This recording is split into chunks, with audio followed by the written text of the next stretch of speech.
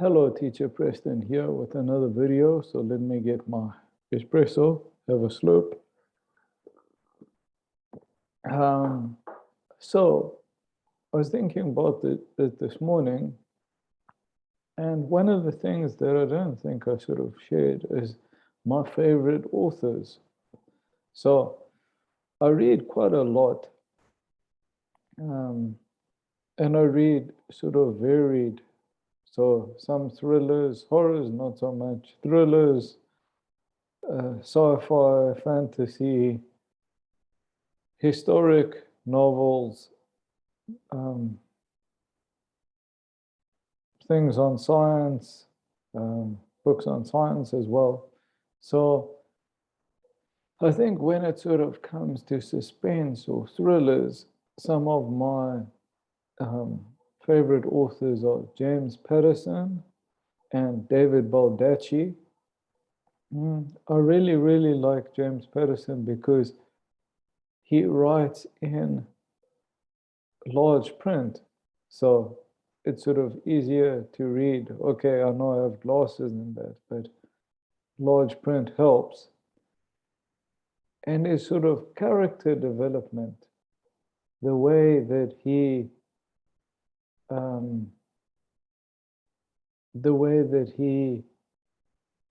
develops characters, and that he's very, very well researched. So that's sort of another point I wanted to talk about. A lot of people sort of think fiction is just sort of stories, but that's not really the case, because you have to have something. The idea has to come from somewhere. So I just finished a really good book by James Patterson. I read it before, quite a while back, called The Murder of King Tut.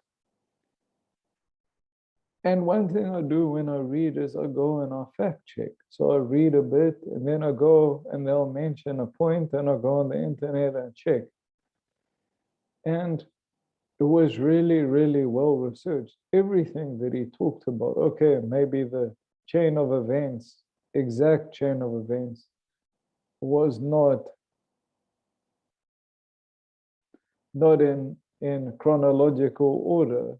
Maybe I played a bit with it, but it was pretty, all the information was on point.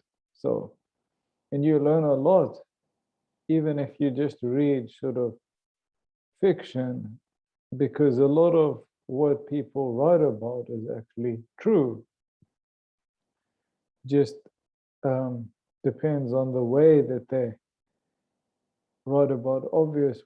Obviously, writers play with things, so it might not be 100% true, but the idea that is true. Anyway, I'm digressing. So him, David Baldacci as well, I really, really like. He also sort of is a really good storyteller.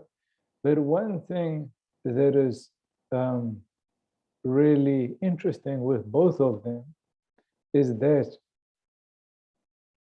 they can write thriller or suspense one day, and then the other day they can write a romance novel or a family story or something like that.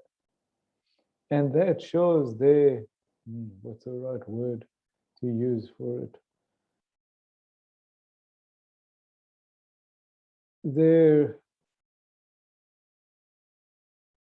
strengths, or I guess I could say,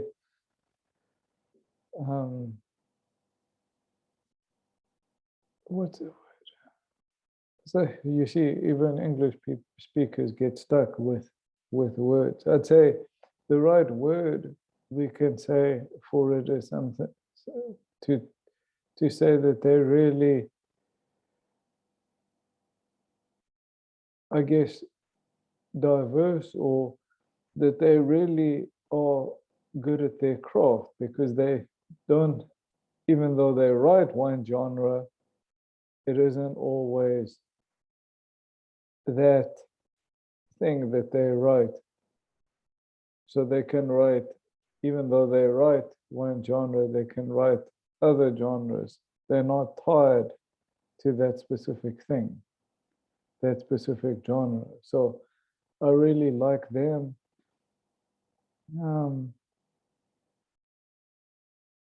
I really like, I would like Dean Koontz for sort of thrillers as well. He's also a very good writer, but I sort of find that I read a hell of a lot of his books, almost all of them, I think, except the later ones. But you sort of find yourself getting to that point where you're saturated, and then what they write isn't sort of new anymore, I guess. Another one that I really, really like for sort of historic slash also thriller adventure, historic adventure novels that's very, very interesting is Clive Cussler. Also very, very well researched. So you learn a lot about sort of history as well from his novels. He actually found the Hunley, which is this lost Confederate submarine. So one of the first submarines that actually attacked the vessel. So a lot of maritime history in his books. So you cannot not help to sort of find out about things. One of his books got turned into a really great film called Sahara quite a while back. So very, very interesting. And like I said before, that sort of balance. So, for example, at the moment, I'm reading Kathy Reichs. She's also a very interesting author because she writes about murder and crime and that, but she's actually a forensic anthropologist. So a lot of what she writes about is actually true, even though it's in a sort of novel format. If you go and check, what she's writing about is actually true. Obviously, the exact techniques and that may be off a bit, but she's sort of in the ballpark. What else was I going to say? Okay, so what I'm reading at the moment. So I'm reading her, and I'm also reading that's in English and in Russian, because now I read in both languages. I'm busy reading the first part of the fourth class school literature book. So, which is interesting. It's got a lot of poetry and sort of stories and a lot of interesting stories about Russian history. So I really find that sort of interesting to sort of blend it a bit.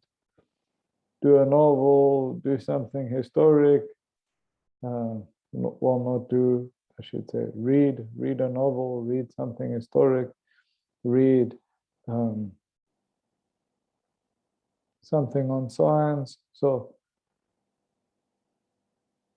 you don't just have to read one genre, and also you should never feel like you have to read something because people tell you to. Read what you like. Read what you like, but never be afraid to try something new. So thank you for joining me for today's video, and see you in my next video. Bye.